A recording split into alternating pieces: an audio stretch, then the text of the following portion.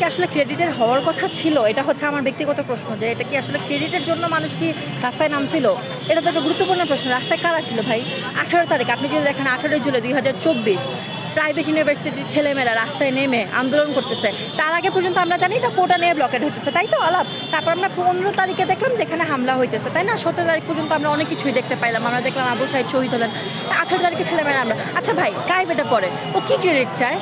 ও কি ক্রেডিটের জন্য নামছিল? নামে নাই। রাস্তায় যে সেটা পানি বিক্রি করে, ও কি ক্রেডিটের জন্য নামছিল? নামে নাই। এই মেডিকেলের ব্যাকগ্রাউন্ডের ছেলেমেয়েরা নামছে, ওরা কি ক্রেডিটের জন্য নামছিল? নামে নাই। মানুষ এখানে যারা নামছে তারা অনেক স্কুল কলেজের ছেলেমেয়েরা, ভাই স্কুল কলেজের ছোট ছোট বাচ্চারা, তারা তো ক্রেডিটের জন্য নামে নাই।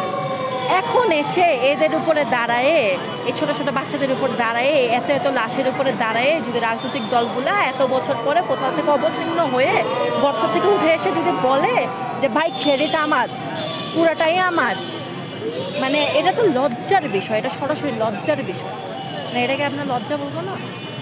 এটাই আমার কাছে, এটা সম্পূর্ণ একটা পুরো রাজনৈতিক প্লট এবং খেলাবাদার কিছু মনে হইতেছে। কারণ সাধারণ যারা দাঁড়াইছে তারা কোনো ক্রেডিটের জন্য দেয় না। এই যে এত বড় উদযাপন, এত বড় স্বীকৃতি, এগুলা তো তারা চায় নাই। আমরা যেখানে দাঁড়াই চাইতেছি, আমি আমার চোখের সামনে যে বাচ্চাটাকে গুলি খাইতে দেখতেছি, আমি চাইতেছি ওর মা যাতে কোনোভাবে এটা সামলে উঠতে পারে।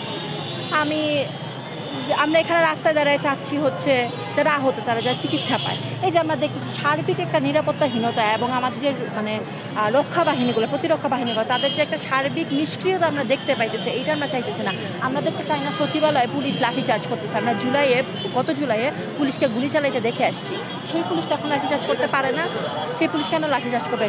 কোন মানে পুলিশের অধিকার আছে, কোন প্রতিরক্ষা বাহিনীর অধিকার আছে একজন মিছিলরত নাগরিকের উপরে সরাসরি মারধর করার? এইটা তো আপনার সম্পূর্ণ সব অধিকারের বাহিরে পড়তেছে। আমরা এই জিনিসগুলাই চাই না। আমরা সাধারণ নিরাপত্তা চাইতেছি। এই জুলাই শহীদ কন্যা যে ধর্ষণের শিকার হলো এবং আত্মহত্যার পথ বেছে নেন, এই যে বাচ্চাটা, ওর সাথে তো এটা হওয়ার কথা ছিল না। এই জায়গাগুলোকে আমরা ব্যর্থতা হিসাবে দেখতেছি। এই জায়গাগুলোতে আমরা সার্বিক নিরাপত্তা দাবি করতেছি যে আমাদেরকে নিরাপত্তা দেন, একটা রাস্তার বাচ্চা যাতে নিরাপত্তা পায়, শিক্ষা পায়। এই জিনিসগুলো আমার কৃষককে যত হচ্ছে মানে হাফ দামে মানে খাদ্যবস্তু বিক্রি করতে না হয়, তার যে লসগুলো যাতে না হয়। আমরা প্রায়শই দেখতেছি যে এই যে মেহনতি মানুষগুলা, এই জিনিসগুলো যাতে না হয়। আমরা দেখছি কিছুদিন আগে অটোরিকশা চলতেছে, হ্যাঁ অটোরিকশা অনেক ভালো মতো সার্ভিলাইজড না, অনেক মানে অথরাইজড না। এটাকে কিন্তু খুবই নাইসলি, অটোমোবাইল কিন্তু খুব ভালো চলে দেশে বিদেশে সব জায়গায়, পৃথিবীতে খুব আমরা ফাস্ট। চাইলে অটোরিকশাগুলোকে কিন্তু এরকম একটা ইসা আনা যাইতো, এরকম কিন্তু আনা হয় না। আমরা দেখছি যে হচ্ছে রাষ্ট্রীয় কর্তৃক অটোরিকশাগুলোকে ঘুরায় ফেলা হইতেছে। অটোরিকশাওয়ালা যখন অটোরিকশা কিনছে, সে কি ঋণ দিয়ে কিনে নাই? তার কি এটা ইনকাম সোর্স ছিল না? তাকে কি আরেকটা কোনো বিকল্প কর্মব্যবস্থা করে দিছে রাষ্ট্র কিন্তু তার গাড়ি ভেঙে ফেলছে। হ্যাঁ আমরা জানি এটা কারণে অনেক সড়ক দুর্ঘটনা ঘটতেছে এবং এটা আমরা সাপোর্ট করতেছি। আমরা বলছি এটাকে আপনারা আরও বেশি সিভিলাইজড, আরও বেশি অথরাইজড একটা ওয়েতে নিয়ে আসেন, আরও বেশি সায়েন্টিফিক ওয়েতে নিয়ে আসেন। পায়ে চলা রিক্সা তো মানে এটা তো মানবিক হইতে পারে না। তো এই জিনিসগুলো তো এখন এই মানে এই একাংশ তো করা যায় আসলে।